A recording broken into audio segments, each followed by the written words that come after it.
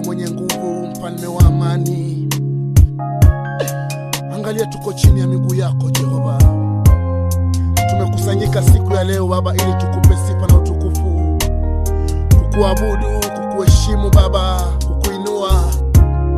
Pokea sifa na utukufu kwa maana wewe ni mwema. Asante Yesu kwa maana wewe ni njia ya uzima. Haleluya. Tumekusanyika hapa kukuabudu.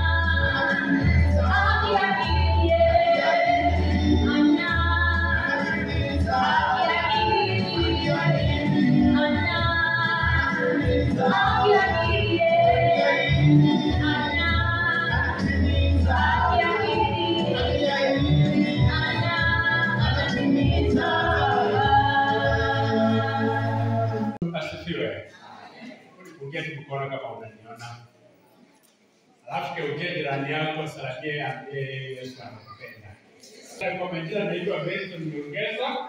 Kwa wale wageni, kwa sababu tunaona wageni wameingia kwenye nyumba, natoka Yuya. Mungu ametunupa heshima ya kuwa kiongozi wa vijana kwa section hii ya Kikeke. Leo kabla sijakuja mahali hapa nimekutana na mchungaji Pastor Generos wa Serende. Ametuma salamu zake, amesema niwasalimie. Nimefurahia salamu. Na amesema kwamba anawapenda na akasema tukase mwendo ni kwa sababu ya kwenda mbinguni. Haya mambo yote tunayofanya tukija kanisani sio kwamba kuna kasi tumekosa, tunatia bidii kutafuta ponga points za kuingia mbinguni.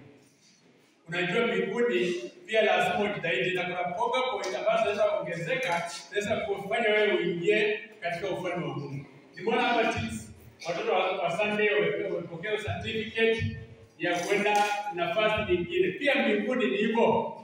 Ndio uingie lazima kuna lazima mtihani upite. Ndio uingie mahali pale itakuwa vizuri. Naomba tufungue kitabu cha Yohana Mtakatifu mlango wa 5 mstari wa 1 hadi wa 9. Alafu mwingine atafungua kitabu cha Marko mlango wa 10 mstari wa 46 hadi 52. Ambaye amepata Yohana Marko 10:46 mpaka 52.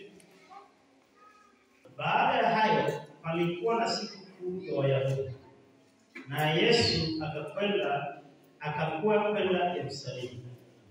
Na huko Yerusalemu penye mlango wa kondoo pana birika itwayo kwa Kiebrania Bethesda, nayo ina matao matano.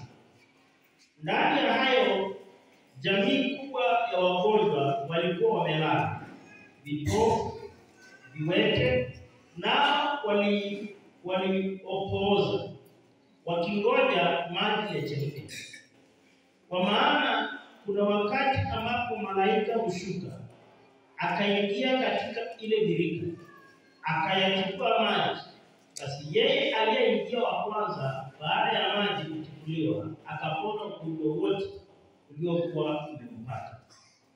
Na hapa palikuwa na mtu ambaye alikuwa hawezi muda wa miaka 38. Yesu alipoona huyu amelala, naye akijua ya kuwa amekuwa hali hiyo siku nyingi, alimwambia, "Wataka kuwa mzima?"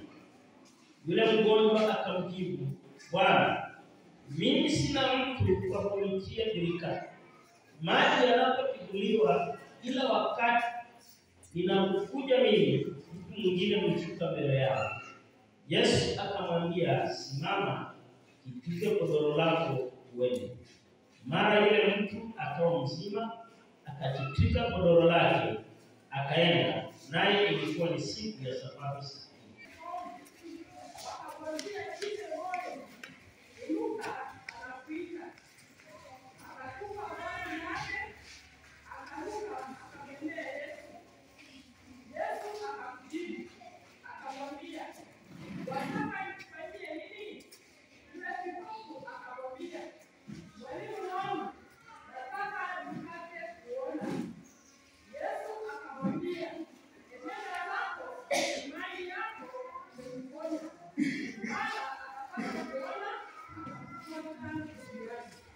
Amen. Nimewapa hadithi ya hao watu wawili, na kile kitu ambacho nataka usingatie ni ile mstari wa mwisho. Huyu aliyekuwa amepooza, baada ya kupona aliambiwa jitue godoro na uende. Lakini huyu aliyekuwa kipofu anapopona, mstari wa mwisho inaweza ikisema kwamba akamfuata. Hayo ni mambo mawili tofauti. Ujumbe wangu wa siku ya leo ni kwamba Mungu akikuinua usibaki hivyo. Ambia jirani yako ya kwamba Mungu akikuinua usibaki hivyo. Mtakubali leo tufunzane. Wakati Mungu amekuinua, anakuwa na sababu ya kukuinua. Kuna wapendwa wengi Mungu amewainua, lakini maisha yao na mienendo yao imebaki vivyo hivyo, hakuna tofauti. Na huyu kipofu, huyu mtu ambaye alikuwa hawezi, alikuwa mgonjwa kwa miaka 38. Wakati alikuwa mgonjwa ndio niko na mwaka mmoja. Nimekuwa mzee. Huyu mtu bado ameketi mahali pale. Na desturi ilikuwa ni kwamba, au masharti ilikuwa ni kwamba, wakati maji yanatibuliwa, anayeingia wa kwanza anapata kupona. Sasa hapa familia yake ilibeba huyu mtu ikamweka karibu na kitimbwi cha maji, ili maji yanapotibuliwa, yeye atakayeingia wa kwanza atapata uponyaji. Na tunaambia kwamba kulikuwa na kila aina ya wagonjwa. Kulikuwa na viwete, kulikuwa na vipofu, kulikuwa hata magana kisiwi. Maana jamii inaunganisha watu wengi, na tunaambia kwamba jamii ya wagonjwa ilikuwa mahali pale. Yeye anashangaa na huyu mtu kipofu, maji yatibuliwe haoni, lakini akiingia aingia wa kwanza na aje huyu ako na maji ya kuona hata kama hawezi kutembea. Na sharti ilikuwa kwamba unapoingia wa kwanza, malaika anashuka, maji yanapochukuliwa anapata uponyaji. Bwana Yesu asifiwe. Tuachane hiyo story. Yesu sasa amekuja. Anaulizia yeye, "Unataka nikufanyie nini?" Anaanza kupeana vitina. Ninataka wakati maji yanapotibuliwa, nikitaka kuingia, mwingine anaingia mbele yangu. Ujajibu swali. Tuko na walimu hapa, akiuliza swali anahitaji ukajibu kulingana na swali. Baadaye Yesu alihurumia yeye. Akamwambia, "Jitue godoro lako na uende." Bwana Yesu asifiwe. Ungeuke jirani yako. Uliza yeye, wewe ni Yesu akuhurumie, wewe ukuhurumia ni Yesu ama hapana? Amejibu namna gani? Wajua kuna watu ambao ni Yesu ahurumie.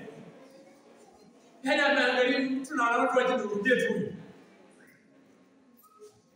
Lakini kuna mtu mwingine Bartimayo ambaye anifurahisha. Alisikia kwamba Yesu anapita. Na aliposikia kwamba anapita, macho yake hayakuwa yanaona, lakini alipaza sauti. Akasema, Yesu, mwana wa Nazareti, unirehemu. Watu wakasusia yeye. Maana rais akipita mahali kwa bodyguard wao wanafanya. Yesu alikuwa na wanafunzi walio gani waliochagua alifikia wale bodyguard. Wanaanza kususia hiyo kwamba hapana, lakini yeye aliendelea kupaza sauti. Yesu akasema, nani anayekuja wewe?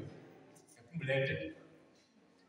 Na kuna kamstari maadamu rudia kile kamstari ambaye baada ya kusoma kile kamstari kwenye 46 kalikuwa anasema namna gani?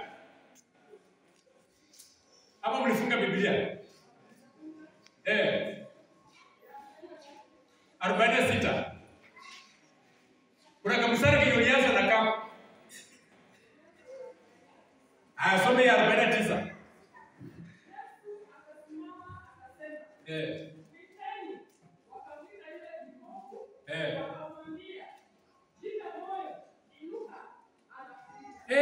Nakwambia jipe moyo. Yaani kuna watu wanapenda kususia wengine wasifanikiwe, lakini wakiona mafanikio yamekuja wanakwambia jipe moyo. Bwana Yesu asifiwe sana. Yaani kuna mtu wakati umeinuliwa anaanza kuona wivu.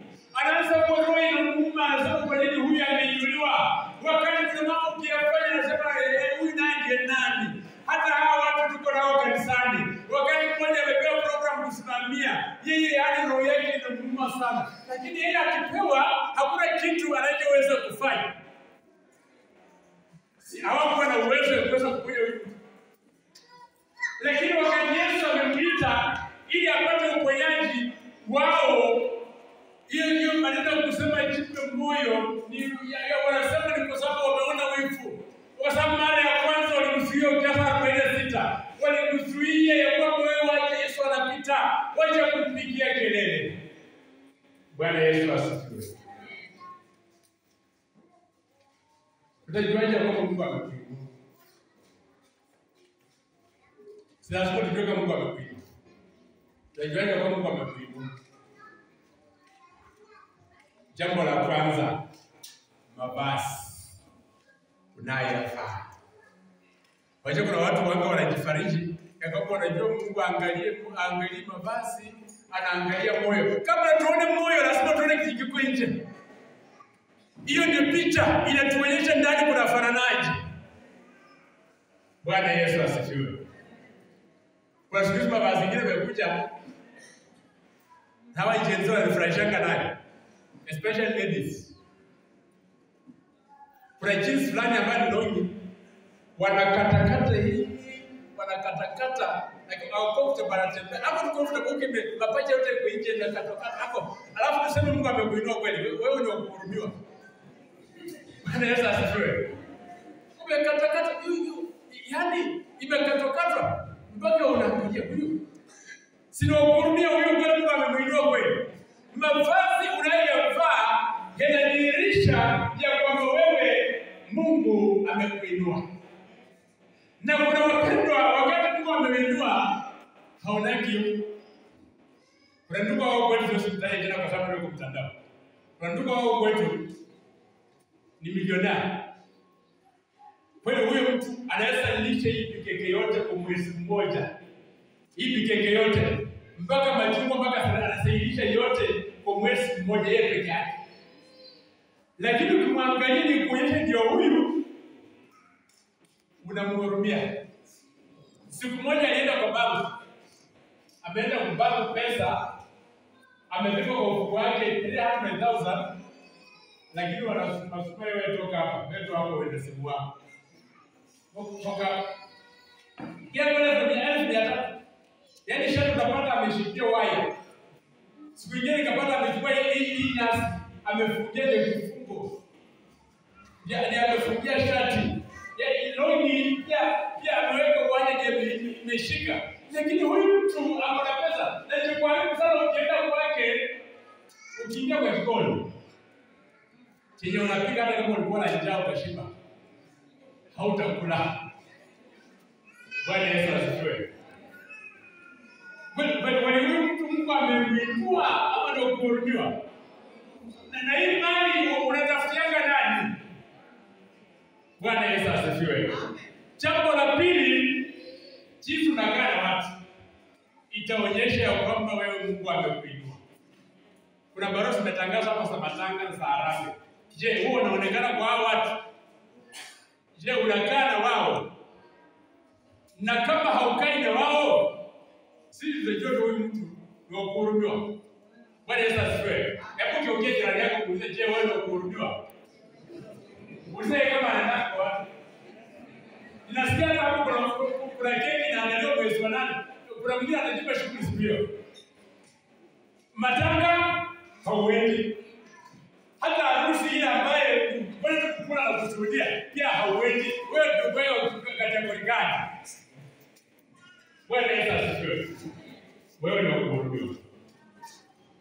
Jambo la tatu, chakula chenye unakula kitaonyesha ya kwamba wewe Mungu amekuinua ama hapana. Natumai mchungaji alikuwa mwanafunzi wa Bishop Macharia. Mimi nilipatia kwa mwanafunzi wake. Yeye kama angekupata wewe ni mchungaji, umeingia kwa hoteli, alikuwa anaita Kipanda.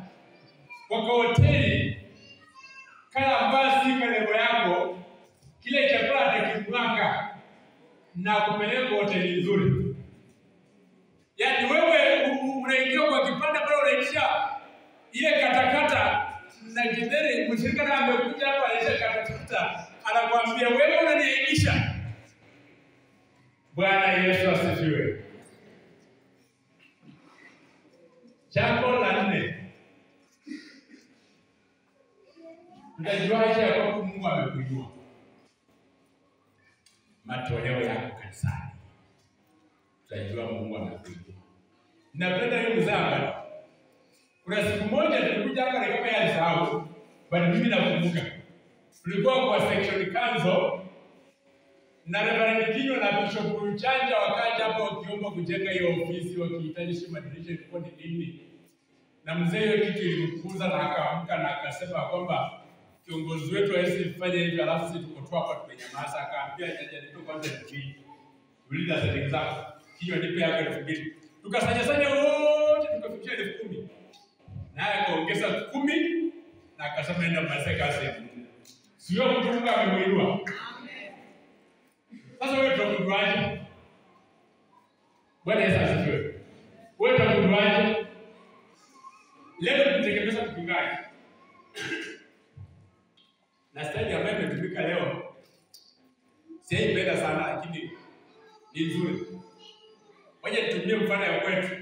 Kwetu kuna style ambayo inatumika na mama kanisa, siipendani sana. Yeye ni wiki ya tarabu yako, tunajua ni wiki ya 3. Tunajua ni wiki ya 3. Wiki ya 3 ndio kutekeleza mchungaji. So yeye alikawa wa mama kwa vikundi. Anakupa mama, anakupa kasehemu kako. Kama ni kasabuni anakupa ni kako.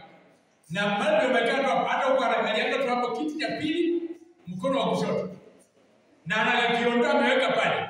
Sasa wewe ukija ibada leo unakuja na kako unatumbukiza ndani. Kama ni kasukari unatumbukiza ndani. Kama ni sabuni tumbukiza ndani. Kama ni mchele, kaseti hapo sikapendani sana, lakini kazuri.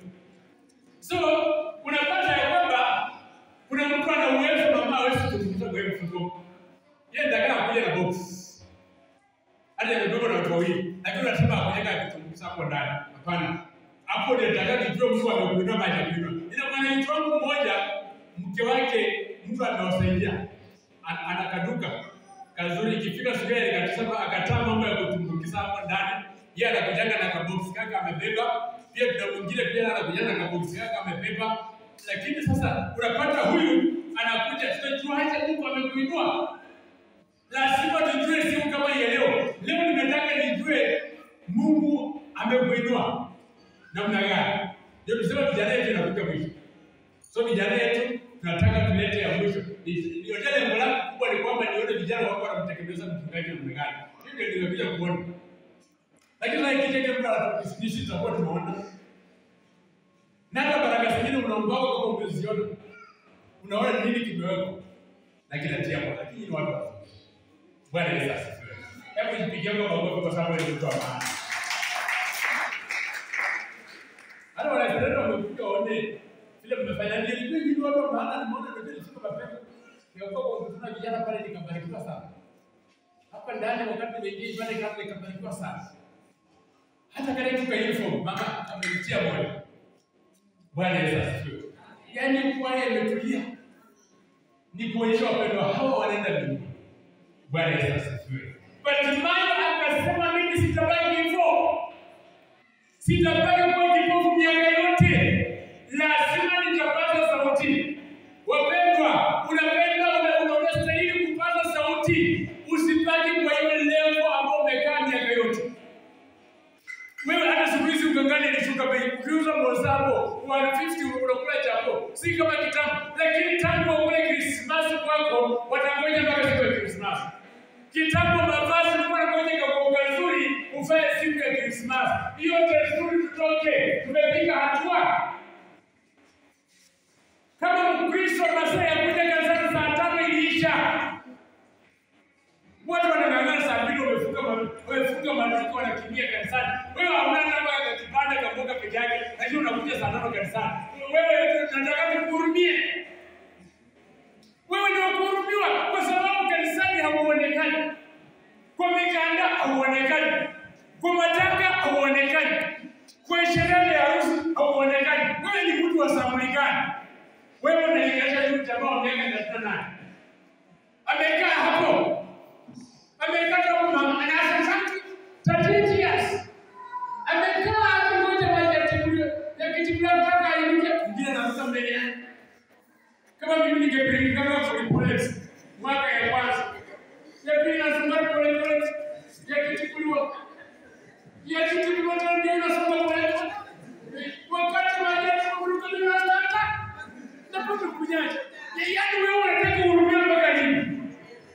Na Biblia inatuambia kwamba kwenye ufalme wa mbinguni inahitaji wenye nguvu. Wewe umekaa katika udhaifu. Na wao ndio wananitina sababu ya mtu huyu. Nilikuwa mgonjwa hata kwa makanisa hakuja kwangu. Mimi nilikuwa mgonjwa hata basi hakuonekana kwangu. Wewe hata kama vitabu hauonekani, unataka uonekane kwa wewe mtu sababu. Hauko kwa timu. Hauko kwa vijana. Hauko kwa WK. Hauko kwa main fellowship tukuweka wapi? Hata baasha ya fungu la peke yake hauna. Juzi wamekuwa wanatoa Easter hata baasha yako peke yake hakuna. Wewe tunakuweka wapi mpendo? Ule jirani yako tunakuweka upande gani? Watu wanapiga hatua ya kwenda mbele. Wewe unafutana Kristiano. Wewe ni wakaka ya vitini. Mtu mwingine akija anatoka vizuri anambia sisi hapa ndio ndio kwanza tuambiambia. Waje mtu waje saburi hiyo. Wewe ndio ni hero ukufe. Wewe na muacha kwa tofauti. Mtu anataka baraka wewe unamwaga yeye polepole. Wewe ndio unataka siropaji. Kuna kabisa kana mwangaga kwa gari ewe anatoka polepole kitambo ukundue. Tayari imeisha. Unashinda huyu mtu alikuja tu akatoa ushuhuda vizuri siku ya kwanza. Kuliendaje wewe? Kumbe wewe ni mtu unafanya watu mioyo. Wewe ni sawa ni mtu wa tajia. Amekaa kata, yaani kipofu haoni. Akuja anakebe. Baki si kama masikio ya kusikia, lakini maji yanatoka anasikia anapona. Lakini yeye alikaa kata. Bwana Yesu asifiwe. Amen. Uza jirani yako ni mtu wa samulia. Ama wewe unafanana na Bartimayo. Bartimayo ni mzuri sana. Bartimayo anasema hata mnizuie. Mdomo haujafunga. Mimi nitapika nduru. Maana yeye hakujui shida anayopitia. Katika upofu ni mnaona hivi vile Mungu alimpa mimi sioni. Hii mnaona vitu vizuri. Hata kama Mungu alimpa mke hajui sura gani, labda alihurumiwa akapewa mke hajui sura gani, yeye hata hajui mlango wake inakaa namna gani, akaona hii shida sitakaa hivyo, lazima nipige nduru. Bwana Yesu asifiwe sana. Yaani wewe umekaa katika hali hiyo, ukitafutia watu makosa. Bwana Yesu asifiwe sana. Yeye tuneni kwa wanafunzi watafutia watu wengine makosa. Nani anakimbia kwanza kwenda kulipata, lakini yeye amesababisha huyu aingie kwenye makosa. Kuna mkristo ambaye ni backslide, wewe umejiweka huyo ndio rafiki yako. Angalia rafiki unayechagua kutembea pamoja na yeye. Jirani peke yake ndiye hawezi chagua. Kwa sababu hao michawi unampata tu hapa. Ndio Yesu anasema kwamba penda jirani yako jinsi unavyojipenda. Alijua hata mchawi utakuwa na yeye. Alijua mpaka mwizi wakati unakuja kasana na kuingia kuku zako atakuwa hapo. Lakini rafiki umepewa choice ya kuchagua. Ndio Amos 3 inatuambia namna gani? Ya kwamba watu wawili walitembeaje barabarani wasipokuwa wamepatana. Alikuwa anasema rafiki, chagua rafiki mzuri unayetembea na yeye. Hata mimi nilikuwa kiongozi wa vijana, siwezi chagua mtu hivi hivi ati kiongozi hivi hivi na si kila kiongozi mimi natembea na yeye. Mimi sitembea na kila kiongozi. Hadi kwa sababu naye amejipenda kiongozi vijana mahali hapa, nikiona wewe unanifuta nyuma mimi nitakuaje. Yaani kuna kiongozi ambaye siasa, yaani siasa haina wapikia huko nje. Ndio kina Matiang'i huko, wapige siasa huko. Wakitaka urais, lakini kanisani mpaka siasa inakuja. Msema bwana anasema mtu anataka tupoti kukutana na watu fulani kwa sababu ya maendeleo. Lakini unapeleka hapa siasa kama hauna sisi hauna. Lakini siasa unaisaiti wengine. Nilikuwa na watu sambulia nikaambia twende nyumbani. Bwana Yesu asifiwe. Amen. Na kutoza ahadi zile ambazo hautimizi. Kama kazi amepanga mkutano. Unatoa ahadi na hauleti. Wewe shughuli. Bwana Yesu asifiwe. Wewe ni mtu wa saburi gani? Uliza jirani yako. Je, kuna kitu unapata? Halo? Piga Bwana Yesu makofi mazuri. Tunahitaji tuwe mfano ulio mzuri ambao wa kutamanika. Ikiwa kanisani ndio siku moja kwa kusha msimba, walihitaji mabati kalshit. Walihitaji mabati kuu ya kutenga choo. Aliwaambia matajiri wa Yesu tunajijua. Leteni mabati, mimi nimeanza na angu moja. Wengine 1 minute walikuwa wameleta mabati size ya 10. Na huyo askofu ana masharti walihitaji 10. Viongozi wa development waliomba 10 akasema 10 sitaki ya 11. Hilo mwenye alikuja 11 akasema hivyo utaongea na wao wote watafanya nini, lakini unahitaji 10. Hata mbinguni kuna masharti. Na kuna watu wa kuzuia watu. Wewe kama ni mtu unazuia watu wasiende mbinguni, nitakao utupu siku ya leo. Bwana Yesu asifiwe. Ya kwamba waje kufanya kazi ya Mungu. Kama Mungu amekuinua, waje kubaki hivyo. Waje tukuone ya kwamba Mungu amekuinua. Tusiwe kama wale ambao wale Farisayo walikuwa wakijionyesha. Haimaanishi kwamba unajionyesha unapofanya, lakini hapana kuthibitisha kwamba Mungu amekuinua. Ulipanga wakati hauwezi, lakini sasa unaweza. Kitu kamekuja kadogo wewe unasema aibu, kesho yako itamaliza. Aliyefuata kapitano aidio wacha itamaliza. Lakini wachange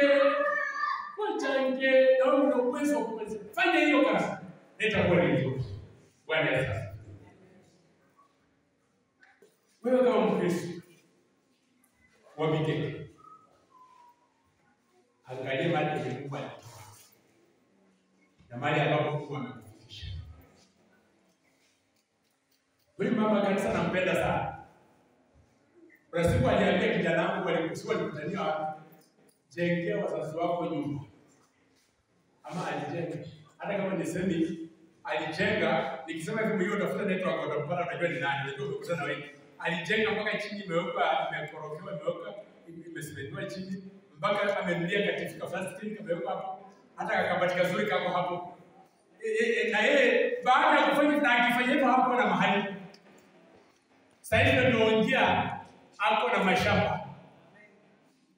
Na amejenga pia nyumba ya mawe. Ako na duga. Yeye tena ukija kwa vyama vile tuko ndani, yeye ndiye treasurer wetu, yeye ndiye treasurer wa vyama vitatu. Kuna siku nyingine tukampa pesa kama tunafungua account, tukampa hata leo sasa atuwekee. Aliweka kwa nyumba hapo toa shilingi moja. Hiyo siku tuliyohitaji akaenda 100,000 ambayo hayatoa shilingi moja. Yaani ametrasiwa, yaani treasurer pesa ambayo ameweka ile kundi ni more than 3 million. Yaani ukiona mtu mtaji. Ni kwa sababu gani? Alikataa kubaki hivyo. Aliyesema mimi sitabaki hivyo. Maisha yetu yanaenda ukaribu. Hata wewe unaweza kataa.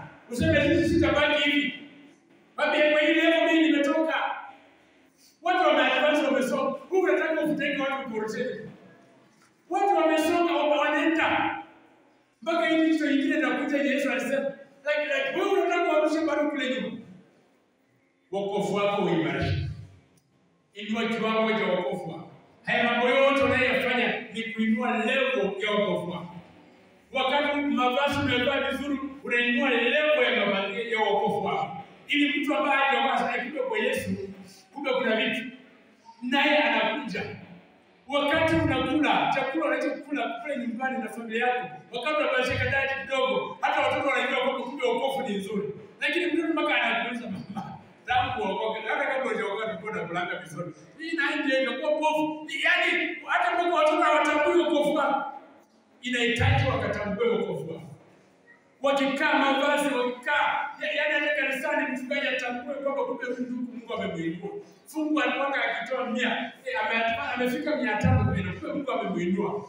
Anaomba hata kwa kiboro hako, hata kwa biashara yako Mungu anainua. Ulikuwa ukitoa 1,000 Mungu ameinua, unapata 5,000. Anaona kwamba huyu Mungu amemuinua, anaendelea kuomba, unaona unasonga. Yaani Mungu akiinua ukisonga, songa pia hiyo level nyingine. Hata Mungu naye songe. Unainua Mungu, inua na inuka na Mungu. Kwa sababu yeye ndiye amekutia nguvu, yeye ndiye amekusaidia kupata haya mafanikio. Wewe ulikuwa mwalimu UT, huko umeandikwa, lakini Mungu amekusaidia umeandikwa. Unapata huko payslip, unaenda kwa ukuta. Ulikuwa kwa UT hata uko unalipa, huko wanakupiga pension. Unasema nini? Lakini ulikuwa mzuri.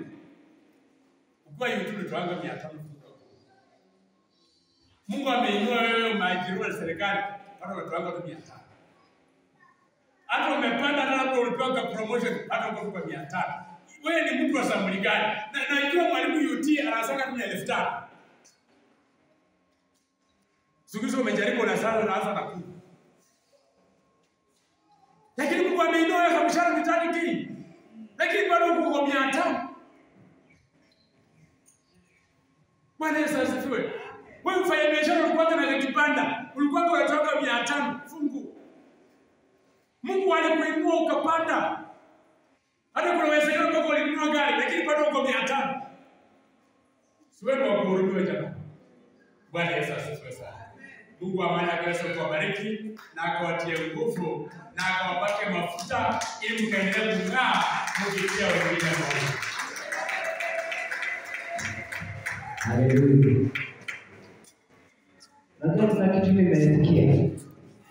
Mungu akikuinua kubali. Bwana Yesu asifiwe. Mungu akikuinua kubali.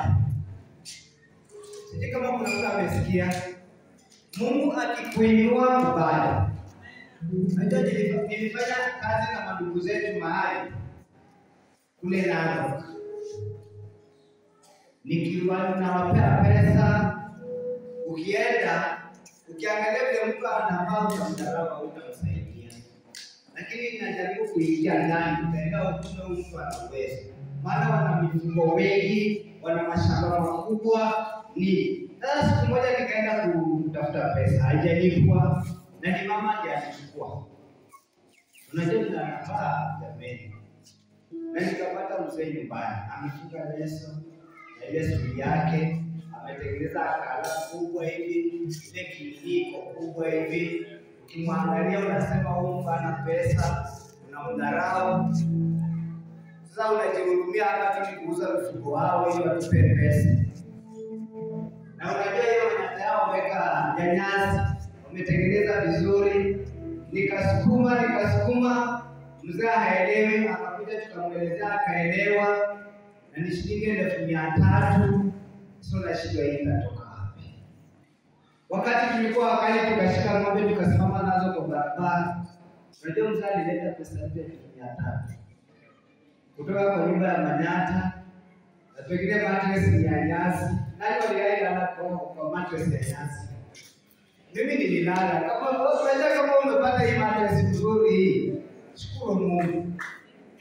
Sisi tulilala kwa mkeka, na ile mattress hiyo nalala nyasi na kuchoma kidogo na sikia nipa. Ama kunya, nilikuwa naona wakiwa wanachukua kunya wanafunga ndani nyasi. Unafinya, na sasa baada upate ile nyasi migumu imetoboa kidogo, kinale na kuchoma kidogo, unajua mambo si sawa. Lakini sasa kuna mattress nzuri, ikifinyika kidogo usikie bao naambia mzee na mama mattress yangu imeisha. Bwana asifiwe. Amen. Hata tukilala kwa hizo nyumba za ukiangalia hivi unaona migumu. Nyasi. Alafu nyasi imezeka kidogo hivi. Mzake na akaleta shilingi 300, loan yake ikaisha. Na kitu moja nilipenda. Unajua huku sisi unajenga nyumba nzuri, mawe, umeweka tiles, umeweka ceiling, unaishi vizuri, lakini ikikuja kudai pesa hapo. Lakini wale wako na nyumba za nyasi, lakini ukipeana loan, unajua hata si shamba la mawe, pesa inapatikana. Bwana asifiwe. Na unajua kuna watu wako na bidii, lakini wanaishi maisha ya Bwana asifiwe. Ukiinuliwa kiroho mbali. Kama mambo unaweza anza kuomba mbali. Ukiinuliwa, Mungu akikubariki, wacha kuishi maisha ya ufukara. Akikubariki, tembelea Bwana, enda kwa miganda, toa, enda kwa matanga, tembea kwa sherehe, enda bariki watu. Ndio unakuwa ukibariki, ndio ndivyo utakavyobarikiwa. Biblia inasema usidanganyike, chochote apandacho mtu ndicho atakacho. Kama wewe umejua kupanda, kubariki watu, kubariki kanisa, kubariki majirani, kulia na wanaolia, hata siku yako inakuja utapata watu wa kusimama na wewe. Na Bwana ni mwaminifu. Bwana asifiwe. Bwana Yesu abariki sana mchungaji na kiongozi wetu. Nataka tusimame. Enda tumbele za Bwana. Simama, tukuwa na jambo la kumwambia Bwana. Tumekusanyika siku ya leo Baba ili tukupe sifa na utukufu. Kuabudu, kuheshimu Baba, kukuinua. Pokea sifa na utukufu kwa maana wewe ni mwema. Asante Yesu kwa maana wewe ni njia ya uzima. Haleluya. Tumekusanyika hapa kukuabudu. Sisi tumekusanyika hapa kukusifu Bwana. Tumekusanyika hapa kukushukuru Bwana. Mungu mwenye nguvu, Rabi, pokea sifa. Hakuna kama wewe, Baba wa upendo. Ni nani kama wewe, Bwana?